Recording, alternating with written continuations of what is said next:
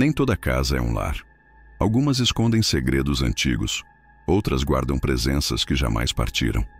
Neste vídeo, você vai ouvir relatos de pessoas que viveram o terror dentro de casas aparentemente comuns. Lugares onde o tempo parou e o medo ficou. Prepare-se para histórias que vão arrepiar até a sua alma.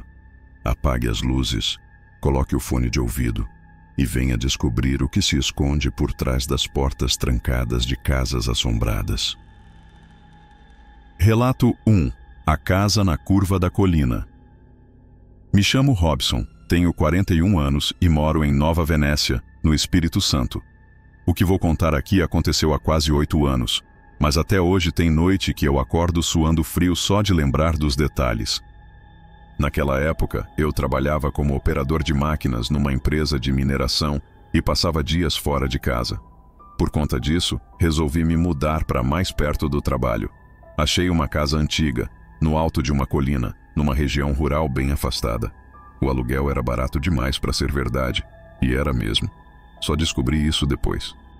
A casa ficava numa curva isolada, cercada por mato e sem vizinhos por perto. Era grande, de madeira escura, com janelas altas e uma varanda que rangia até com o vento. Logo na primeira noite percebi que o lugar tinha um ar pesado, frio demais para um lugar onde fazia calor o ano inteiro. Nos primeiros dias achei que era só impressão minha, mas com o passar das semanas, as coisas começaram a sair do normal. Primeiro foram os barulhos, passos no andar de cima, como se alguém andasse lentamente quando eu já tinha certeza de que estava sozinho. Portas que se fechavam sozinhas. Sussurros no meio da noite, como se alguém falasse bem baixinho no meu ouvido quando eu estava quase dormindo. Teve uma madrugada que acordei com o som de algo arranhando as paredes. Quando levantei para ver, encontrei marcas de unhas na madeira do quarto, como se um animal tivesse tentado entrar. Mas não tinha sinal de invasão, nem pegadas, nem nada. Só as marcas. Comecei a dormir com a luz acesa, mas não adiantava. Parecia que a coisa se alimentava do meu medo. Uma noite, por volta das 2 da manhã, fui acordado por um barulho de risada vindo do corredor. Era uma risada fina, estranha, como a de uma mulher misturada com algo mais profundo. Levantei devagar, peguei minha lanterna e fui até a porta do quarto. Quando abri, vi uma sombra no fim do corredor, parada, como se estivesse me esperando. Era alta, magra, e parecia tremer, como se estivesse vibrando. Mas o que mais me aterrorizou foram os olhos, 2 pontos vermelhos brilhando na escuridão. Naquele momento eu congelei. Não conseguia me mexer, só conseguia olhar. A sombra então deu um passo para frente e as tábuas do chão estalaram alto. Foi aí que senti um cheiro horrível, de carne podre misturada com queimado. O pânico me deu forças e consegui correr de volta para o quarto e trancar a porta. Fiquei ali até amanhecer. No dia seguinte encontrei cruzes riscadas nas paredes, como se alguém tivesse arranhado a madeira com as unhas. Já não era mais só barulho ou sensação. Aquilo estava se manifestando. E pior, parecia que queria me enlouquecer. Tentei sair de lá no mesmo dia, mas meu carro simplesmente não ligava. Chamei um mecânico e ele disse que o motor estava como se tivesse sido inundado, embora não tivesse sinal de água em lugar nenhum. Acabei passando mais uma noite naquela casa. Naquela noite, sonhei que estava sendo enterrado vivo. Acordei suando, com as mãos cobertas de terra. Terra de verdade. Era como se eu tivesse escavado o chão enquanto dormia. Foi a gota d'água. Peguei minhas coisas, deixei o carro para trás e fui a pé até a cidade. Nunca mais voltei naquela casa. Um mês depois, soube que ela tinha pegado fogo sozinha numa madrugada. Os bombeiros disseram que parecia ter começado do lado de dentro, como se alguém tivesse acendido uma fogueira no meio da sala. Só que ninguém morava lá. Até hoje não sei o que realmente era aquilo. Só sei que a casa não era vazia. Nunca foi. Relato 2. Herança maldita. Meu nome é Elísio, tenho 58 anos e sou de Araxá, Minas Gerais. Essa história aconteceu comigo há 4 anos, quando meu tio, que morava em São Tomé das Letras, faleceu e deixou uma casa para mim. Era um imóvel antigo, afastado da cidade, no meio do mato, quase na beirada de um morro. A casa era de pedra, daquelas bem antigas, com janelas pequenas e portas pesadas. Meu tio morava lá sozinho fazia décadas, recluso, sem contato com quase ninguém. A maioria da família dizia que ele era louco, mas eu sempre gostei dele. Quando fui até lá ver o lugar, achei tudo muito quieto. Quieto demais. Mas a vista era bonita, o ar era puro e por algum motivo que não sei explicar, decidi que ia passar um tempo ali. Logo na primeira semana, notei que a casa tinha um cheiro estranho. Era um cheiro úmido, como de terra molhada misturada com sangue velho. Achei que fosse mofo e comecei a limpar tudo. Mas o cheiro vinha sempre do mesmo canto. Uma porta trancada no porão, com uma tranca de ferro pesado e um cadeado antigo. Tentei abrir, mas a chave não estava em lugar nenhum. Acabei deixando para lá, só que não por muito tempo. Comecei a escutar barulhos vindos dali.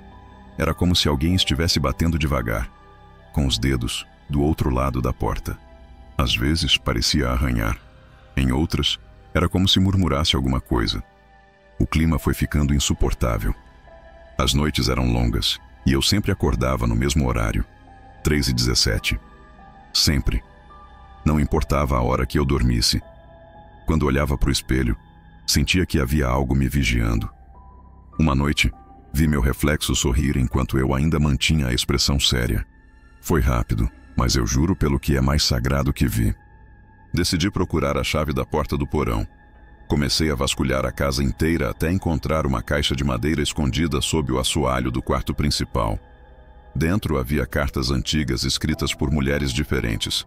Todas falavam do mesmo assunto: gravidez, dor e desaparecimento. Algumas eram rasgadas, outras manchadas com o que parecia ser sangue seco. Foi aí que descobri que, nos anos 60, meu tio era suspeito de ter engravidado várias mulheres da região e que essas mulheres sumiram sem deixar rastro. A polícia nunca encontrou provas, mas a vizinhança inteira sabia que ele mexia com coisas pesadas. Diziam que ele fazia rituais no porão. Com a chave em mãos, desci até o porão numa noite chuvosa.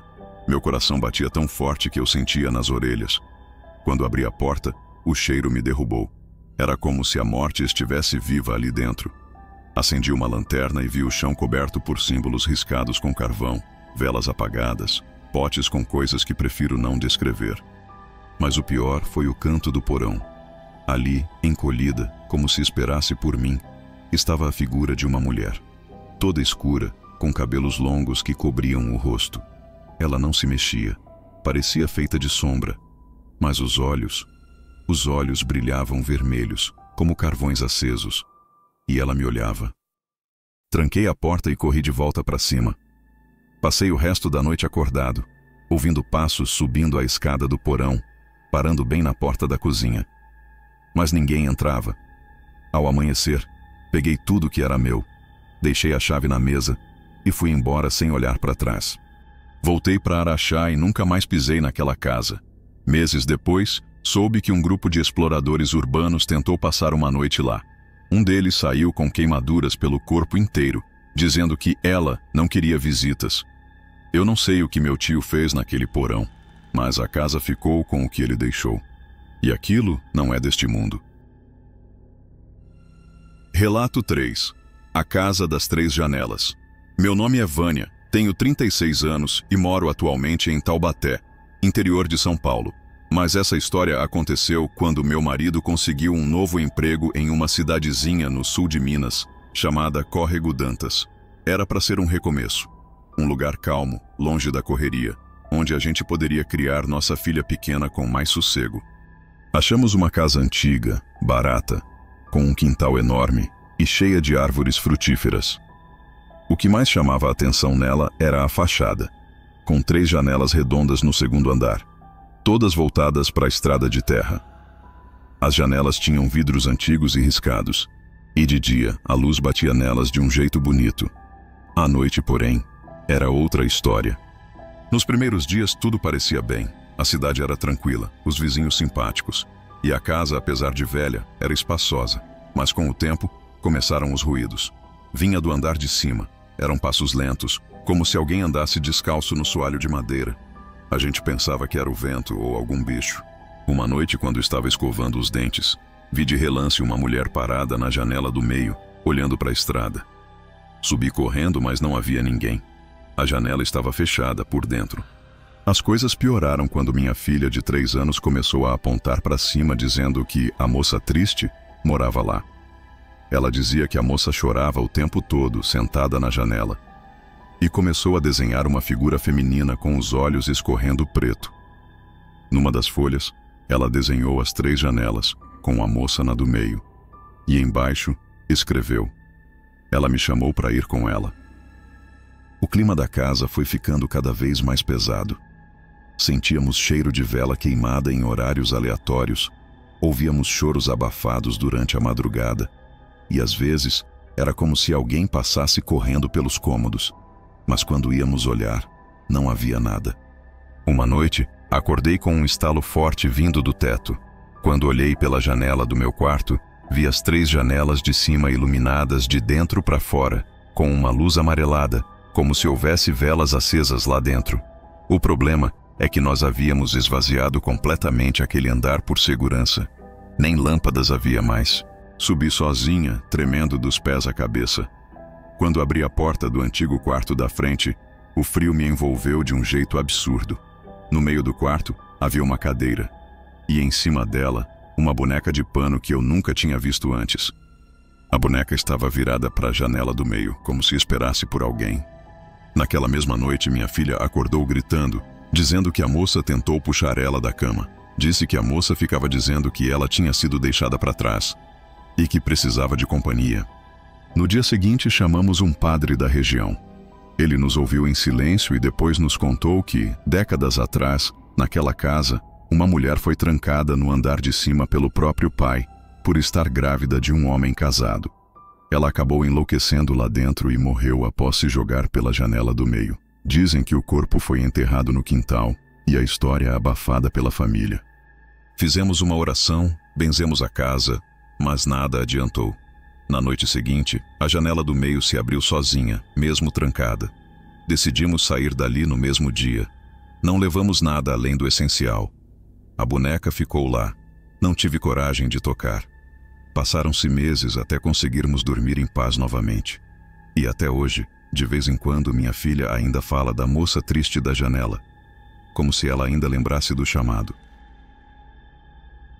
Relato 4. O grito do sítio do fundo. Meu nome é Benedito, tenho 65 anos e sou de Uberaba, Minas Gerais. Trabalhei como caminhoneiro a vida toda, até que a idade e o cansaço me forçaram a parar.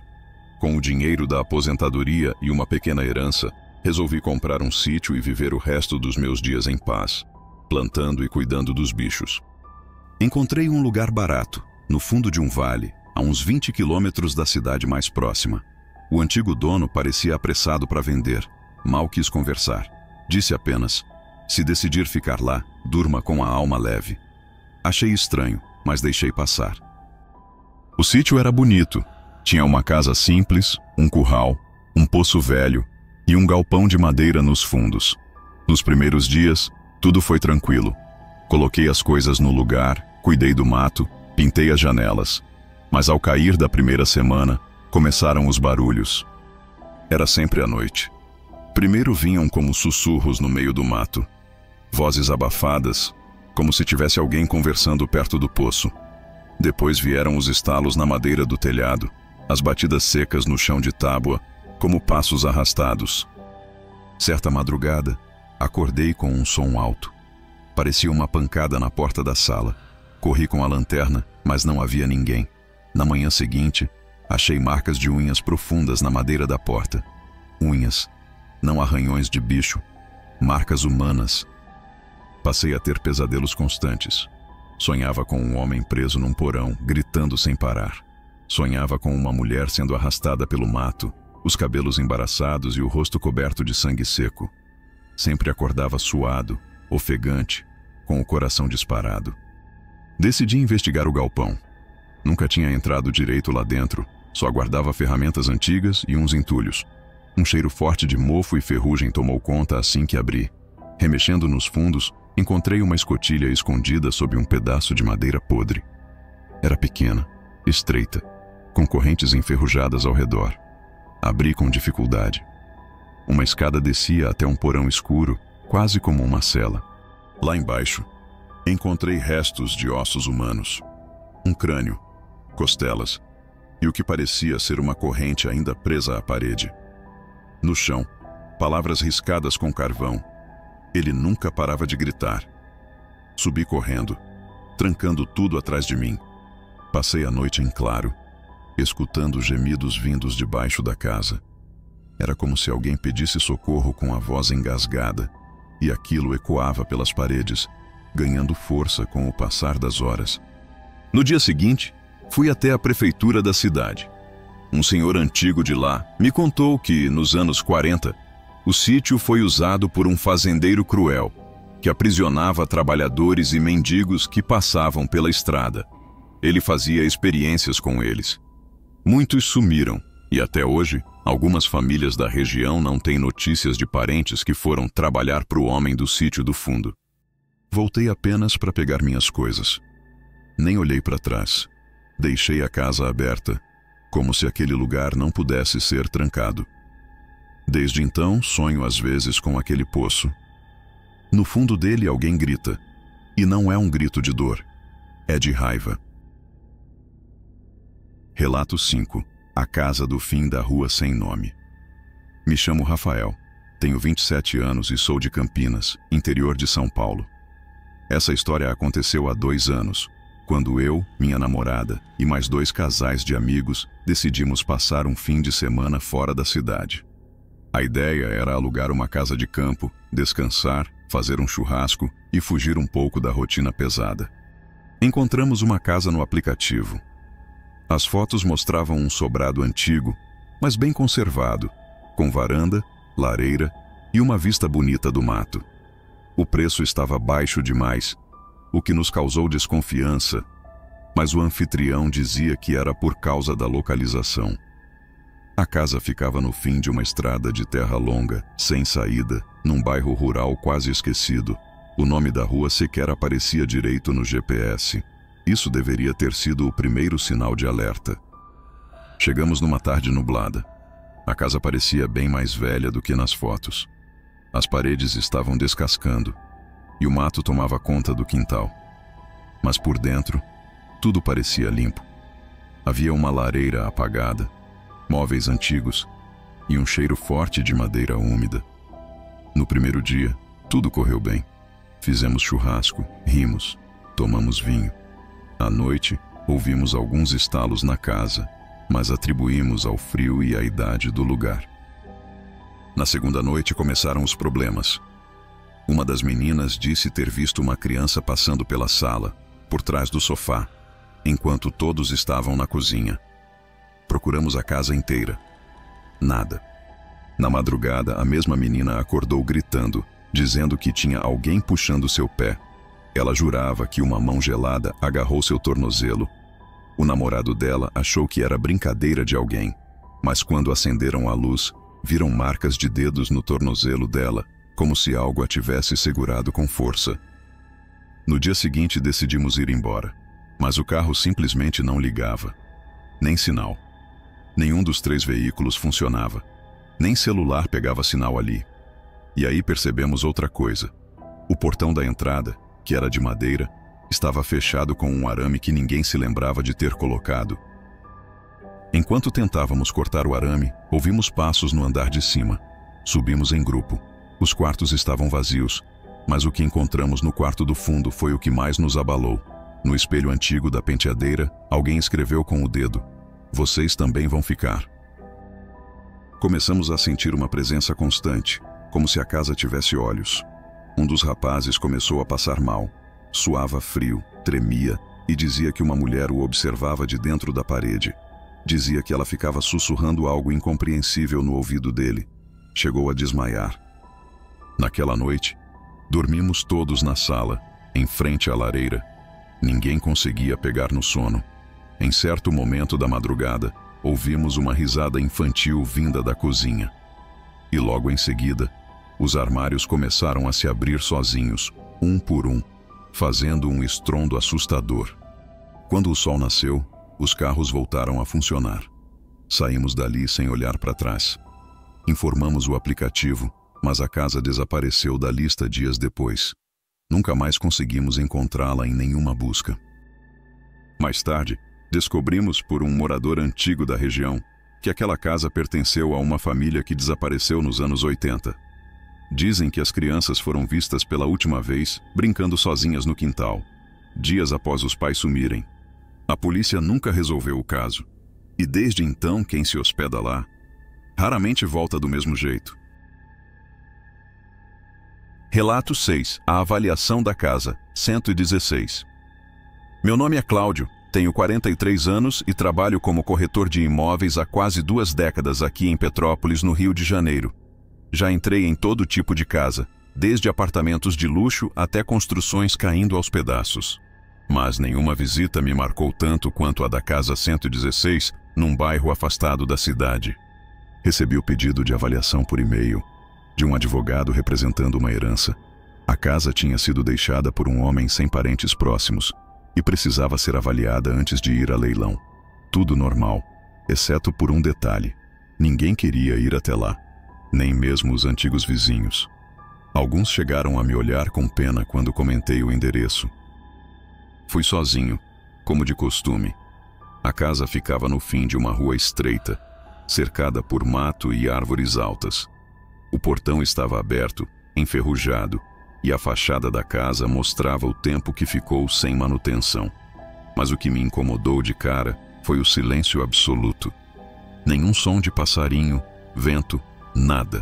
Parecia que o ar ali estava pesado, denso. Entrei com cuidado. A casa estava intacta por dentro, mas parada no tempo. Os móveis cobertos por lençóis, fotografias antigas nas paredes e o cheiro, uma mistura de mofo com algo doce, enjoativo, como flores mortas. Enquanto andava pela sala, anotei as medidas, tirei fotos e observei detalhes. Mas quando fui até o corredor, senti algo me observando. Sabe quando você sente um peso nas costas? Parei por um instante e olhei para trás. Nada. Mas a sensação ficou. Fui até os quartos. O primeiro estava vazio. O segundo, trancado. Usei a chave reserva que estava na porta de entrada. Quando abri, um vento gelado saiu lá de dentro, mesmo com o dia quente lá fora. O quarto estava montado como um quarto de criança. Berço, brinquedos antigos e uma cadeira de balanço no canto. E essa cadeira, ela estava balançando sozinha, de leve, como se alguém tivesse acabado de levantar dali. Parei, atônito. Tentei ignorar, fui tirar fotos, mas a câmera travava toda vez que apontava para aquele quarto. Quando finalmente consegui uma imagem, parecia embaçada, como se algo estivesse entre a lente e o quarto, mesmo sem nada visível no ar. Ao descer para o porão, encontrei um diário velho, jogado em cima de uma mesa coberta de pó. Li algumas páginas. Eram anotações do antigo dono. Ele falava de vozes que vinham do quarto da criança, mesmo depois do filho ter morrido. Dizia que o berço se mexia à noite e que a esposa começou a ficar cada vez mais perturbada, até que um dia ela desapareceu. As últimas páginas do diário estavam quase ilegíveis, mas consegui ler uma frase que me gelou a espinha. A casa não deixa ninguém ir embora sem levar um pedaço da alma. Naquele instante, ouvi um barulho vindo de cima, alguém correndo pela sala. Subi correndo também, mas não havia ninguém. A porta da frente estava escancarada, embora eu tivesse fechado ao entrar. Peguei minhas coisas e fui embora, quase tropeçando na saída. Desde aquele dia, minha vida não foi mais a mesma. Às vezes, quando estou sozinho, sinto o mesmo cheiro da casa 116. Me pego ouvindo passos em minha própria casa. E o pior, aquela cadeira de balanço do quarto, ela apareceu em uma das fotos no meu celular, dias depois, balançando, no meu quarto. Relato 7. A Casa dos Murmúrios na Vila Velha. Meu nome é Nair, tenho 64 anos e moro atualmente em Vitória, no Espírito Santo. Mas a história que vou contar aconteceu na pequena cidade de Anchieta, onde morei por mais de 30 anos. Foi lá que herdei a casa dos meus avós maternos, uma construção antiga, com mais de um século, no alto de um morro, rodeada por árvores antigas e lembranças que eu pensava estarem esquecidas. A casa estava fechada desde a morte da minha mãe. Ninguém tinha coragem de morar ali. Os vizinhos diziam que o lugar era pesado. Alguns afirmavam ouvir vozes vindo da casa vazia durante a noite. Mas como eu não acreditava nessas coisas, decidi que era hora de me mudar e reformar o imóvel. Achava que talvez assim eu me reconectasse com minhas raízes. Logo na primeira semana percebi que tinha algo errado. A energia elétrica era fraca, mesmo após o conserto. As luzes piscavam toda a noite, sempre no mesmo horário, entre 2 e 3 da manhã. O encanamento também parecia viver por conta própria. O som da água se arrastando pelos canos era como se alguém respirasse pela casa inteira. Mas o que mais me incomodava eram os murmúrios. No começo, pensei que fossem barulhos normais da casa antiga, mas os sons começaram a se formar em palavras sussurradas. Às vezes ouvia meu nome, como se alguém me chamasse do quarto que foi da minha avó. Em outras, eram frases sem sentido, ditas com uma voz rouca e arrastada. Uma noite, acordei com o som de cadeiras arrastando. Fui até a cozinha e vi todas as cadeiras da mesa alinhadas contra a parede, como se alguém tivesse feito uma fila com elas. Eu nunca faria aquilo, e nem havia ninguém comigo. Na manhã seguinte, encontrei pegadas pequenas e úmidas no corredor, como se uma criança tivesse caminhado ali descalça durante a madrugada. Mas eu moro sozinha. Resolvi mexer no antigo sótão da casa, um lugar que sempre foi evitado por minha mãe. Subi com uma lanterna, já que a luz ali nunca funcionou direito. No canto mais escuro, havia um baú de madeira fechado com corrente. Cortei a corrente com um alicate enferrujado e abri o baú. Dentro, encontrei roupas antigas de criança, bonecas feitas à mão com olhos de botão e um caderno velho. Era o diário da minha bisavó. Ela falava de uma filha bastarda que teve e que morreu ainda pequena, depois de adoecer de forma misteriosa. Segundo o diário, o corpo da menina nunca foi enterrado no cemitério da cidade.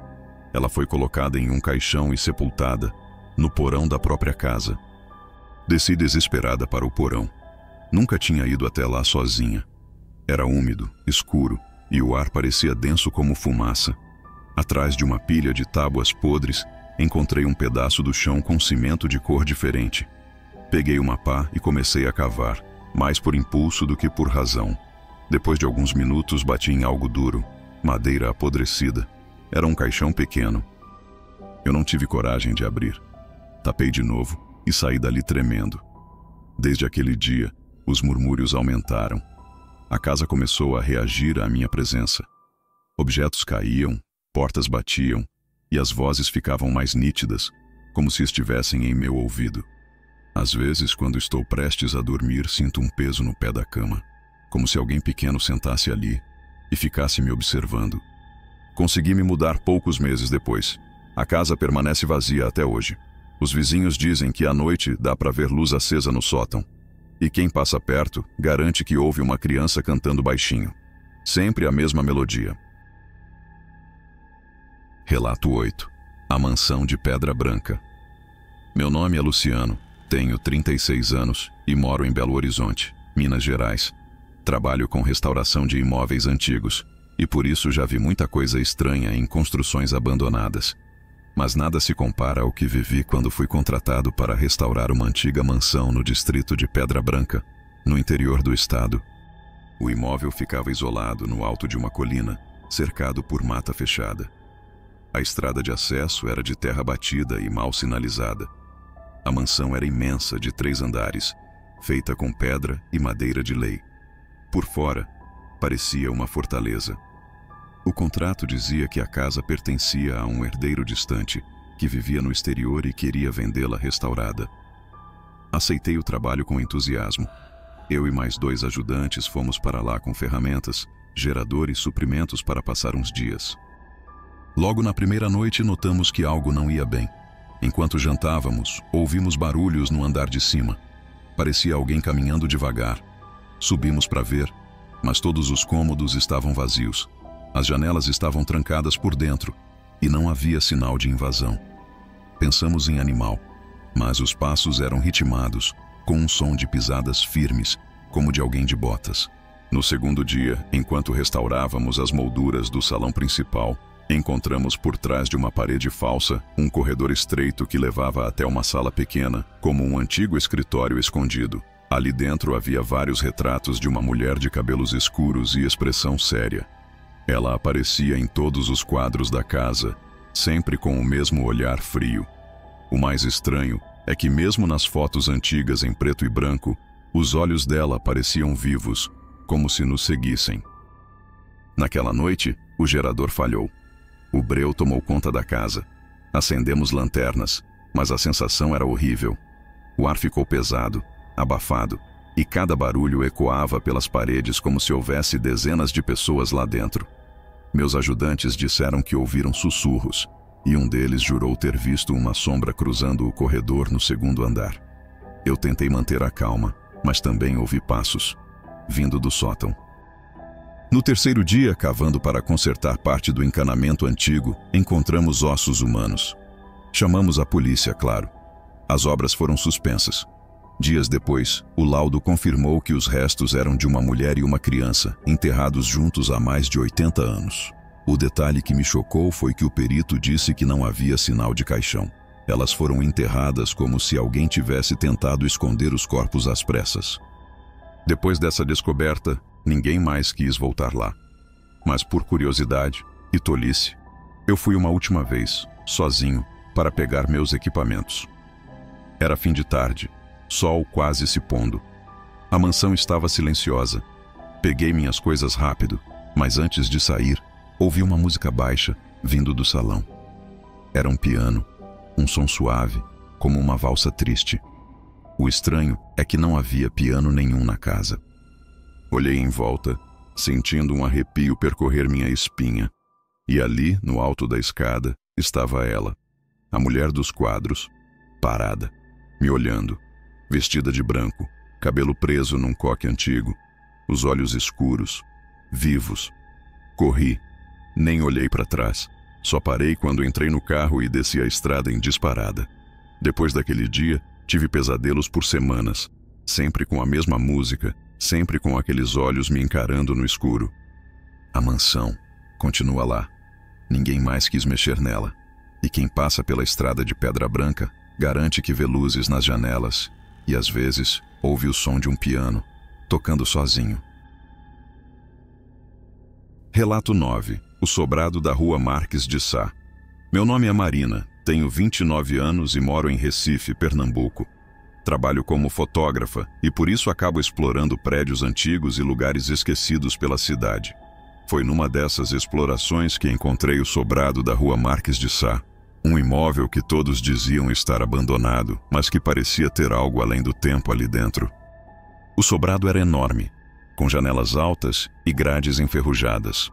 Por fora, mostrava as marcas do tempo e da chuva, mas era bonito, com detalhes de arquitetura antiga que chamavam a atenção.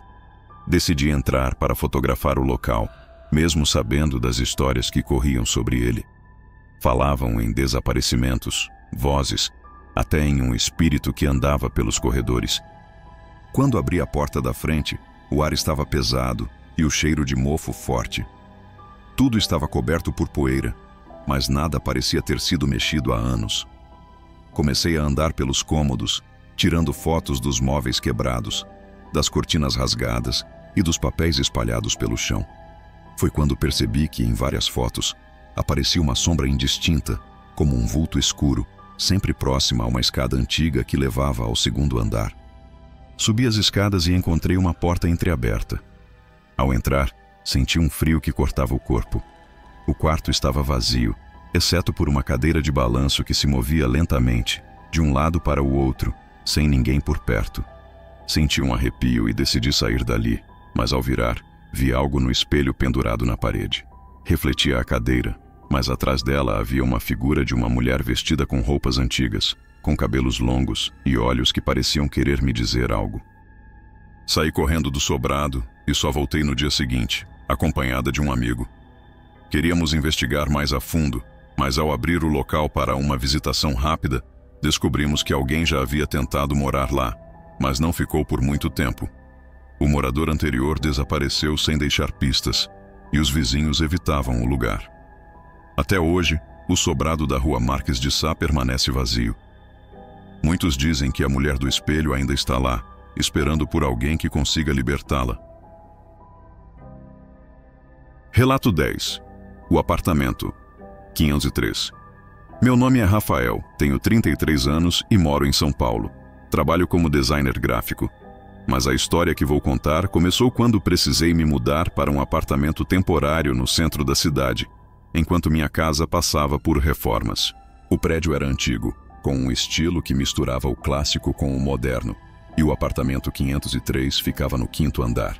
Quando entrei pela primeira vez, tudo parecia normal, mas logo notei que o lugar tinha uma energia estranha, diferente de qualquer outro apartamento onde já havia morado. No primeiro dia, enquanto desempacotava minhas coisas, ouvi o barulho de passos no corredor. Pensei ser algum vizinho, mas ao olhar pela porta, não havia ninguém. A porta do apartamento ao lado, 504, estava fechada, e não parecia que alguém morava lá. As noites foram ficando cada vez mais estranhas. Sempre entre 2 e 3 da manhã, o barulho de passos voltava, acompanhados por sussurros quase inaudíveis. Uma noite, acordei sentindo que alguém estava sentado na beirada da minha cama. Virei a cabeça devagar, mas não havia nada. Só o silêncio opressor que parecia me engolir. No segundo dia, encontrei riscos nas paredes do corredor, como se alguém tivesse arranhado com unhas afiadas. Esses riscos formavam símbolos estranhos, que eu não conseguia entender. Pesquisei e descobri que eram marcas antigas usadas para afastar espíritos malignos, o que só aumentou meu medo. Certa noite, ao tentar dormir, ouvi o som de uma música antiga vindo do apartamento vazio ao lado.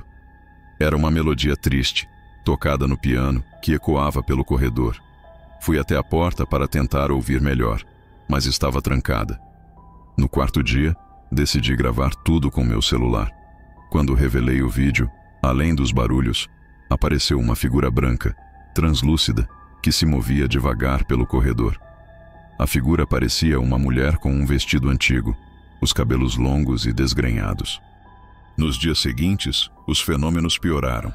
As luzes piscavam sozinhas, portas batiam e objetos mudavam de lugar. Eu sentia uma presença constante, como se estivesse sendo observado.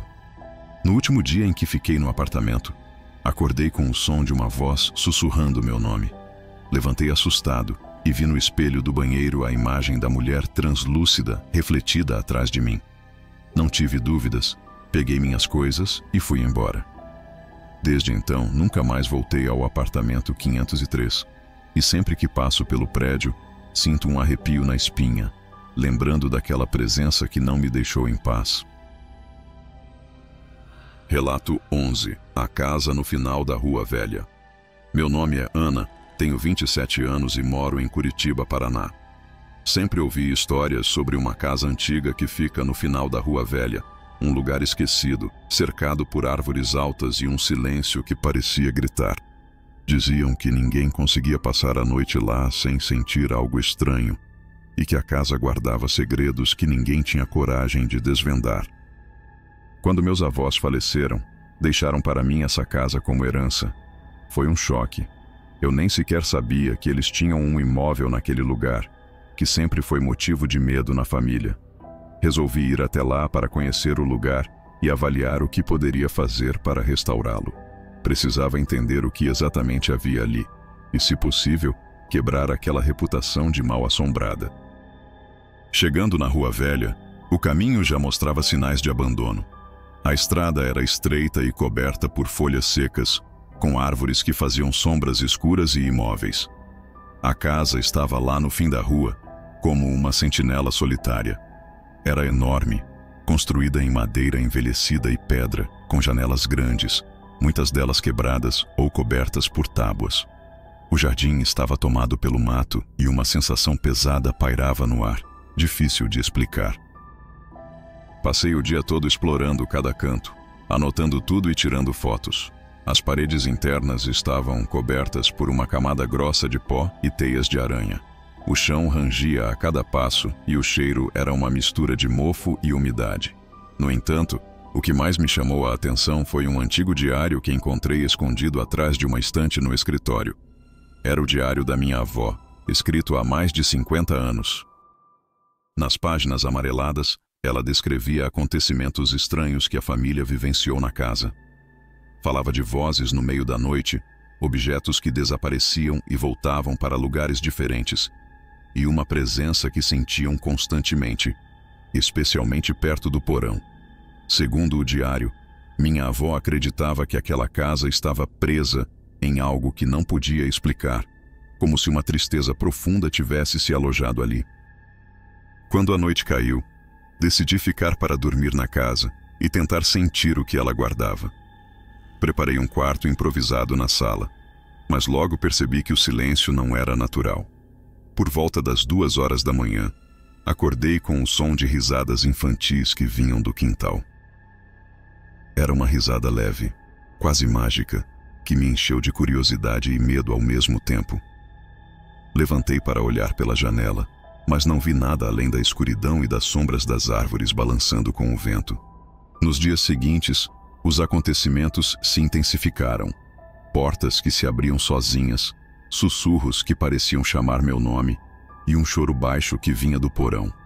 Decidi investigar o porão com uma lanterna e encontrei símbolos estranhos desenhados nas paredes de pedra, assim como marcas que pareciam mãos, como se alguém tivesse tentado se agarrar desesperadamente para sair dali. Foi quando entendi que a casa guardava não só memórias, mas algo preso, algo que não queria ser libertado.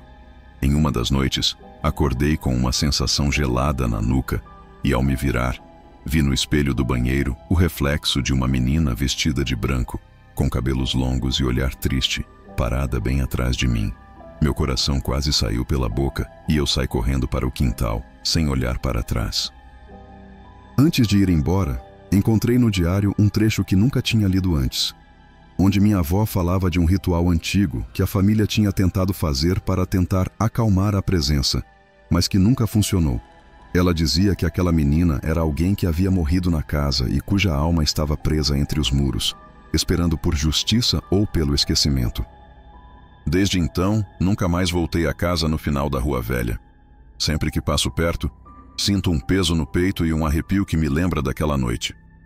A casa continua lá, quieta, esperando que alguém tenha coragem para enfrentar o que está guardado dentro dela. Relato 12. O corretor e a casa que não queria ser vendida. Meu nome é Eduardo, tenho 41 anos, sou corretor de imóveis há mais de 15 anos e moro em Belo Horizonte, Minas Gerais.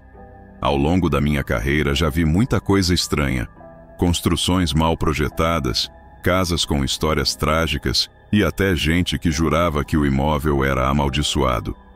Mas nada se compara ao que vivi há alguns anos com uma casa que ninguém conseguia vender. Ela ficava no bairro Santa Efigênia, um sobrado antigo, de fachada bonita, mas visivelmente marcada pelo tempo. O jardim da frente era coberto por mato e eras, e as janelas viviam fechadas com venezianas de madeira escura. A casa havia pertencido a uma família tradicional, mas todos os membros morreram em circunstâncias que eu só fui descobrir depois.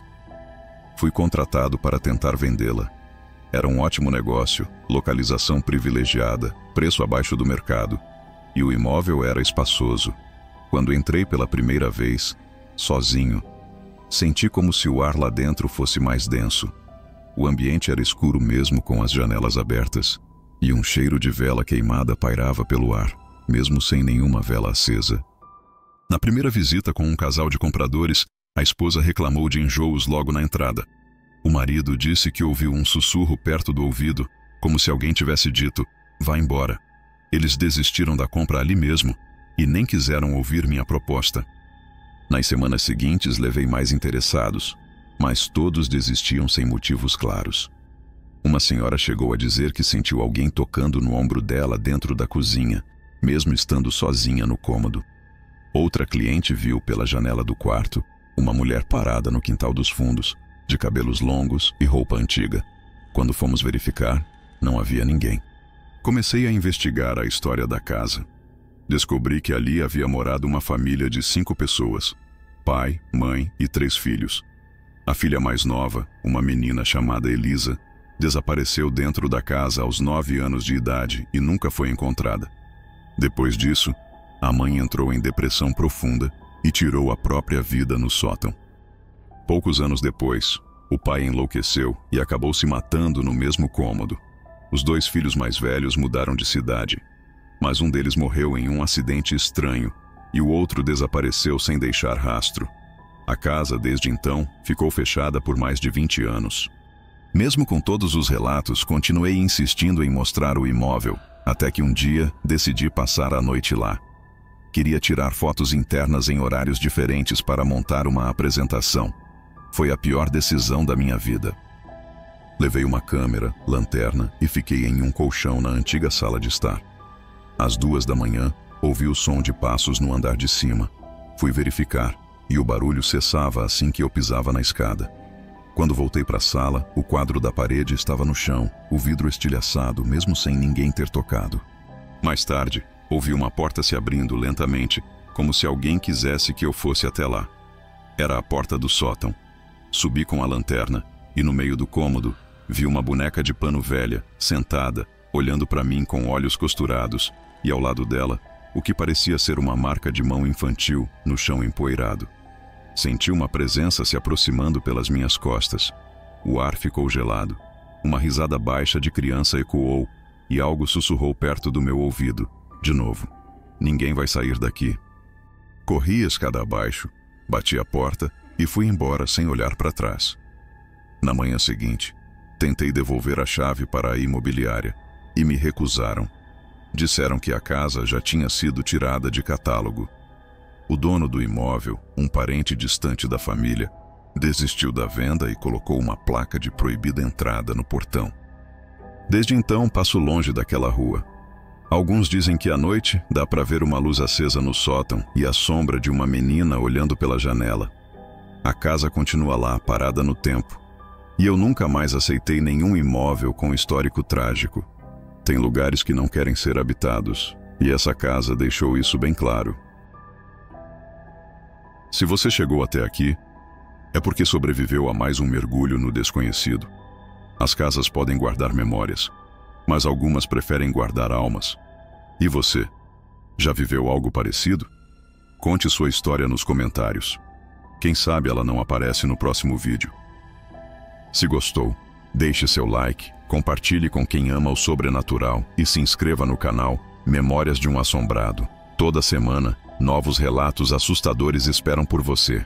Até a próxima.